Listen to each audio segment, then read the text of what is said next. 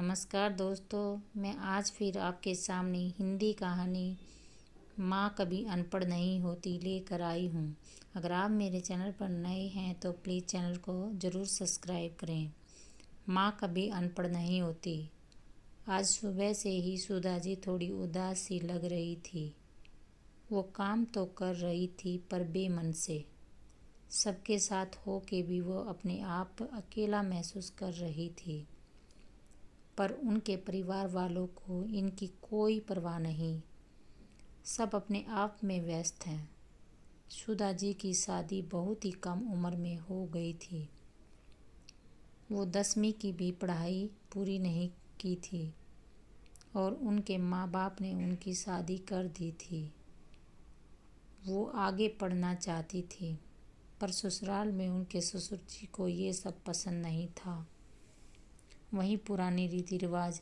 पर सासू माँ चाहती थी कि सुधा जी पढ़े, पर अपने पति के फैसले के खिलाफ जाने की हिम्मत नहीं। सुख सुविधाओं की कमी नहीं थी पर समय के साथ सोच नहीं बदली थी और उसके बाद सुधा जी अपने ही अधूरे सपने के साथ अपनी गृहस्थी में रम गई।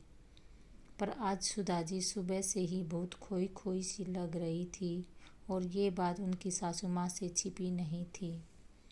वो उनके चेहरे के भाव को देखकर ही समझ गई थी कि कोई न कोई बात है जो उसे परेशान कर रही है।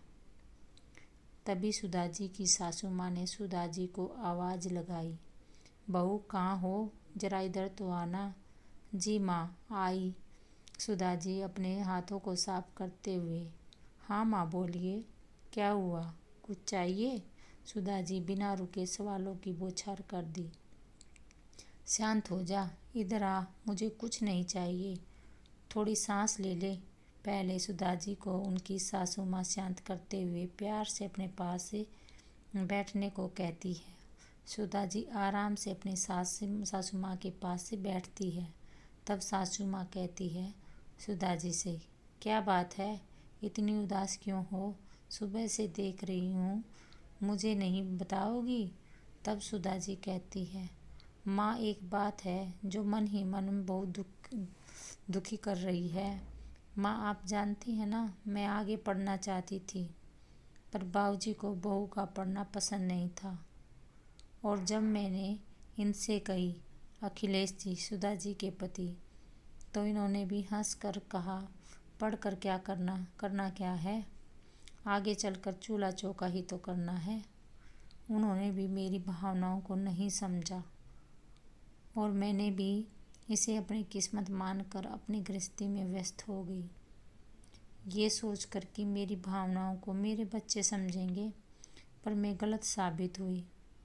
आज जब अपने दोनों बच्चों को, सुधा जी एक बेटी प्रियंका और एक बेटा आयरन है, उनके पढ़ाई के लिए कुछ कहती तो कहते हैं आपको क्या समझ में आने वाला है, आप तो अनपढ़ हैं।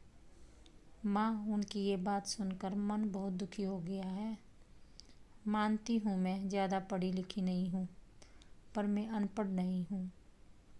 मुझे बस मौका नहीं मिला, नहीं तो मैं भी पढ़ सकती थी। अब मौका है, अब पढ़ लो, सासू माँ ने सुधा जी को कहा। पर माँ, ये कोई उम्र नहीं है पढ़ने की, लोग क्या कहेंगे?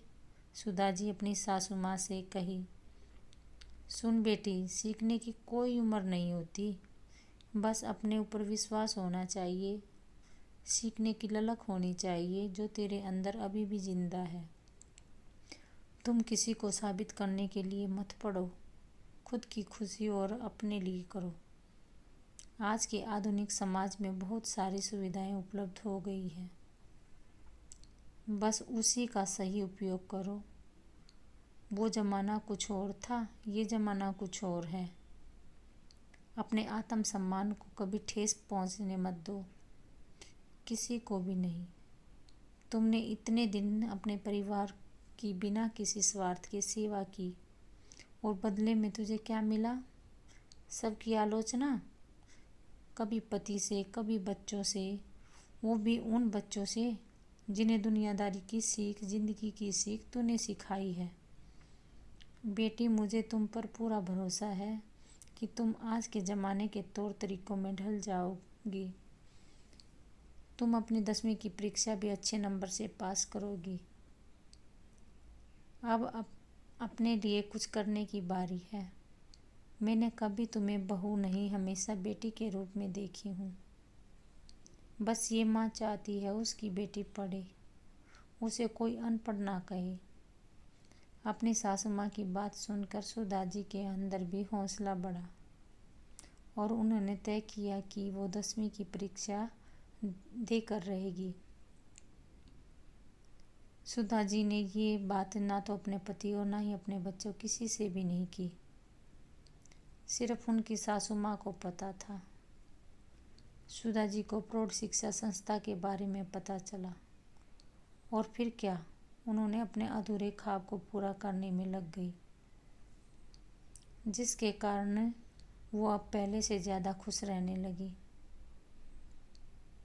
उनके इस बदले हुए व्यवहार से उनके पति और बच्चे भी हैरान थे, पर सासू माँ बहुत खुश थी। समय के साथ सुधा जी ने भी बहुत कुछ नया सीख ली थी। वो अब कुछ भी काम के लिए ना तो अपने बच्चों पर ना ही अपने पति पर निर्भर थी। एक दिन उनकी बेटी प्रियंका ने सुधा जी से कहा, क्या बात है माँ, आजकल बहुत ही अलग लग रही है।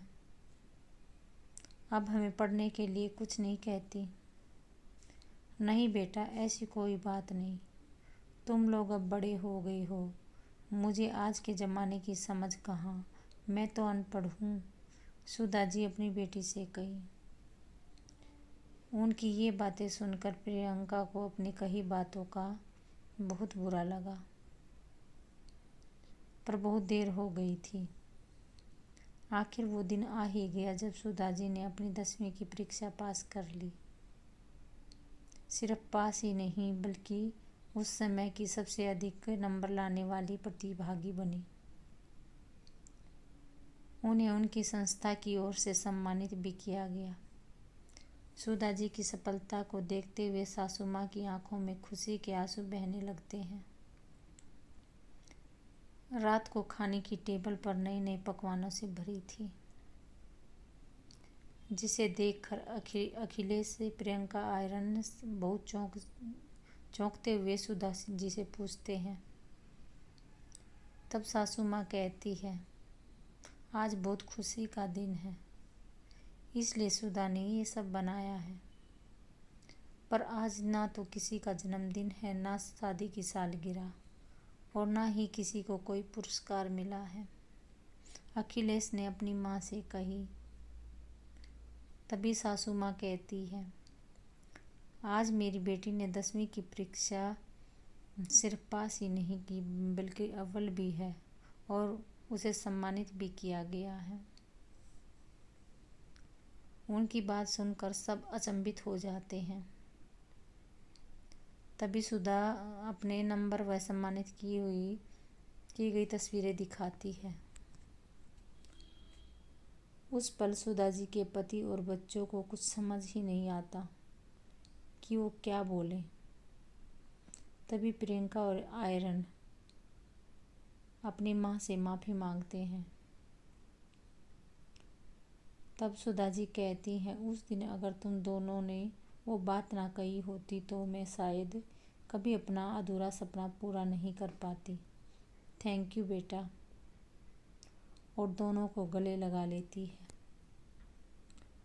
अखिलेश जी समझ ही नहीं पाते कि वो अपनी पत्नी से क्या कहें। सुधा, मुझे माफ़ कर दो, मैंने कभी भी तुम्हारी भावनाओं की कदर नहीं की, पर आज मैं गर्व से कह सकता हूँ कि मैं सुधा का पति हूँ। अपने परिवार को खुश देख, उनकी आंखों में अपने लिए सम्मान को देखकर सुधा जी भावुक हो जाती है और सासू माँ को धन्यवाद देती है और कहती है, आपने मेरे सपने को पंख लगा दी। तभी सासू माँ कहती है, माँ कभी अनपढ़ नहीं होती, और एक दूसरे को गले लगा लेती है। सीखने की कोई उम्र नहीं होती। माँ कम पढ़ी लिखी हो या ना पढ़ी लिखी हो, वो कभी अनपढ़ नहीं होती, क्योंकि ज़िंदगी जीने का सबक माँ ही सिखाती है। धन्यवाद दोस्तों। अगर कहानी अच्छी लगी तो लाइक करें, शेयर करें और चैनल को सब्सक्राइब करना ना भूलें और कमेंट्स बॉक्स में जाके कमेंट ज़रूर करें।